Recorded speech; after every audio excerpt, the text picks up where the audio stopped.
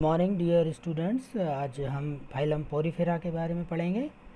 Phylum Porifera को commonly हम sponge कहते हैं और ये समुद्र में पाए जाते हैं। मीठे पानी में ये नहीं पाए जाते। इनकी बॉडी एसिमेट्रिकल रहती है। किसी प्रकार से इनको दो बराबर भागों में नहीं बांटा जा सकता। और स्पंज में वाटर ट्रांसपोर्ट सिस्टम रहता है, जिसे हम कैनाल सिस्टम भी कहते हैं। तो ये इसकी पहचान है। हमेशा यह ध्यान रखिए, इसमें छोटे छोटे पोर्स रहते हैं। ये पोर्स ऑस्टिया कहलाते हैं और इनके द्वारा पानी जो है शरीर में अंदर आता है। और एक बड़ा छेद होता है जिसको हम ऑस्कुलम बोलते हैं। तो ऑस्टिया और ऑस्कुलम से बना हुआ ये इनका शरीर है। बीच की जो कैविटी रहती है ये स्पंजोसील कहलाती है। स्पंजोसील में भोजन का डाइजेशन होता है। कोई स्पेशल ऑर्गन तो नहीं होते, लेकिन डाइजेशन जो है वो इंटरनल होता है। ये हर्माफ्रोडाइट होते हैं, यानी मेल और फीमेल इनकी बॉडी के अंदर पाए जाते हैं। ऑल स्पंजेस आर सेसाइल और फिल्टर फीडर। ये किसी न किसी एक जगह पर किसी बेस के द्वारा जुड़े रहते हैं और इसको बोलते हैं सेसाइल। और क्या करते हैं, ये फिल्टर फीडर रहते हैं, यानी जो भी पानी आता है उसमें छन छन के ऑस्टिया के द्वारा ये भोजन इनके अंदर आ जाता है और उसको ये प्राप्त करते हैं। स्पंज जो है अलग अलग टाइप के हैं। यू स्पंजिया जो नॉर्मल स्पंज के रूप में जाना जाता है, यू प्लेक्टेला है, हेक्सेक्ट एनिलिडा है। ये स्पंज के कुछ टाइप हैं। इसमें तीन चीज़ें आप ध्यान रखिए, एक ऑस्टिया, ऑस्कुलम और एक है स्पंजोसील। जो ये कैविटी है इसको स्पंजोसील नाम दिया गया है।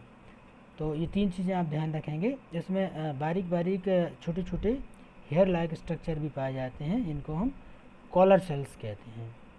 तो ये कॉलर सेल्स कांटे जैसी स्ट्रक्चर रहती हैं जो प्रोटेक्शन का काम करती हैं, साथ ही पानी को बॉडी के अंदर लाने का काम, ये पंप करने का काम करती हैं।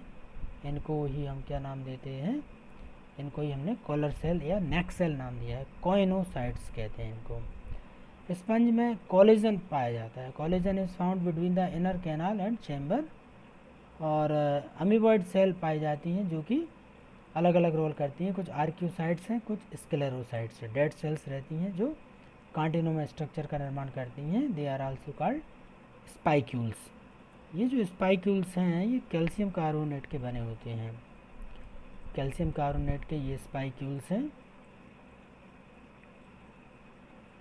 Skeletal structure made of calcium carbonate और सिलिकॉन डाइऑक्साइड SiO2 के बने रहते हैं। तो स्पंज में आप देखेंगे तीन चीज़ें ध्यान रखिए हमेशा। सबसे पहली चीज़ तो है कि ये एसिमेट्रिकल होते हैं या फिर इनमें रेडियल सिमेट्री पाई जाती है। एसिमेट्रिकल, आप ये ध्यान रखिए, ये एसिमेट्रिकल एनिमल है। दूसरी चीज़ है कि इनमें तीन प्रकार की सेल हैं, पिनोसाइट्स, मेसेनकाइम सेल और कॉइनोसाइट्स। तो पिनोसाइट्स, मेसेनकाइम सेल्स और कॉइनोसाइट्स। तो जो पिनोसाइट्स हैं ये भोजन को लिक्विड अवस्था में लेने का काम करती हैं। इसको हम पीना या लिक्विड ड्रिंक के रूप में, यानी पिनोसाइट्स जो हैं वो भोजन को लिक्विड अवस्था में लेती हैं। मेसेनकाइम इंटरनल जो बॉडी मटेरियल है इसका फॉर्मेशन करती हैं। और कॉइनोसाइट्स जो हैं कॉलर सेल्स हैं, ये पानी को पंप करती हैं अंदर की ओर, है ना, वाटर को अंदर की ओर लेने का काम करती हैं। इनका नाम है कॉलर सेल। सेंट्रल कैविटी जो है वो स्पंजोसील कहलाती है।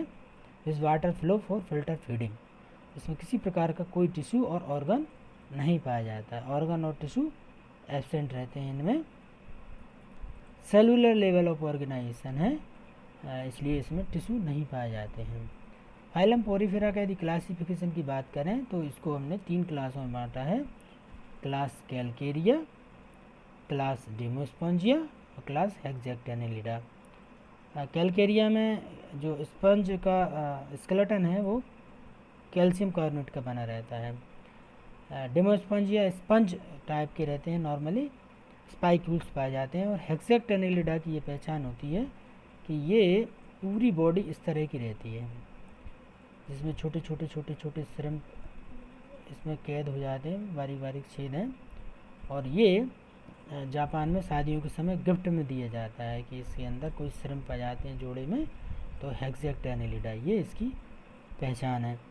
तो ये फाइलम आपका पोरीफेरा हुआ, इसके बारे में आपने पढ़ा। कल हम जो है क्लास फाइलम सिलेंट्रिड्स के बारे में बात करेंगे, ठीक है।